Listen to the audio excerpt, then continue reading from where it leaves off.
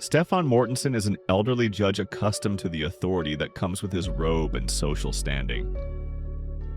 During a court session, Stefan suffers a stroke that lands him in a nursing home.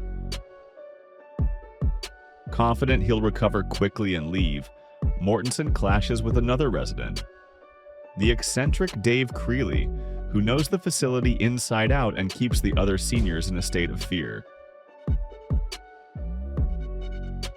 The Rule of Jenny Penn doesn't feature monsters, demons, ghosts, or any traditional horror elements.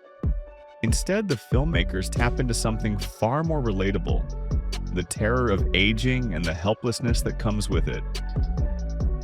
Florian Zeller's The Father masterfully depicted the decay of the mind, and The Rule of Jenny Penn builds on a similar premise but cranks up the dread. What if someone takes advantage of your decline?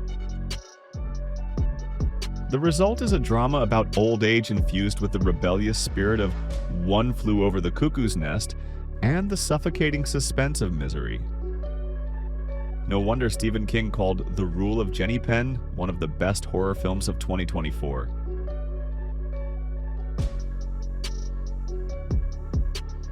The film is based on a short story by Owen Marshall. Interestingly, director James Ashcroft also adapted Marshall's work for his previous feature, The Killing of Toby Malone.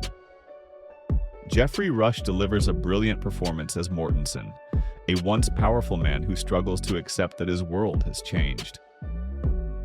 The gavel is no longer in his hand, and even proving that someone doused him in urine, rather than him wetting himself, becomes an impossible task. Meanwhile, John Lithgow's character, Dave Creeley, thrives in this environment. Still sharp for his age, Creeley has spent his entire life in the facility. First as an orderly, now as a patient. He seems to feed off the moral and physical abuse of others, and Mortensen's arrival ignites a devilish spark in him. Breaking a man so authoritative, self-assured, and intelligent becomes Creeley's ultimate mission. As Stefan realizes, with growing horror, that neither threats nor reason work on this man, and that any confrontation will only paint him as the aggressor, since the other residents are too afraid to speak up, Creeley tightens his web. With actors of Rush and Lithgow's caliber who also produced the film, the performances are flawless.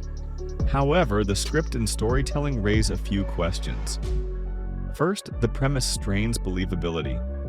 Creeley's control relies not just on fear, but on the baffling indifference of the nursing home staff. There are no security cameras, and none of the elderly patients have relatives to expose the abuse. Also, The Rule of Jenny Penn feels stretched for its 100-plus minute runtime. The conflict between the two leads doesn't escalate much. Creeley's torment is subtle, and Ashcroft leans heavily on Mortensen's deteriorating health.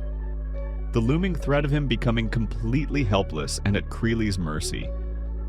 While this effectively conveys the horror of the situation, it's not quite enough to sustain the tension throughout.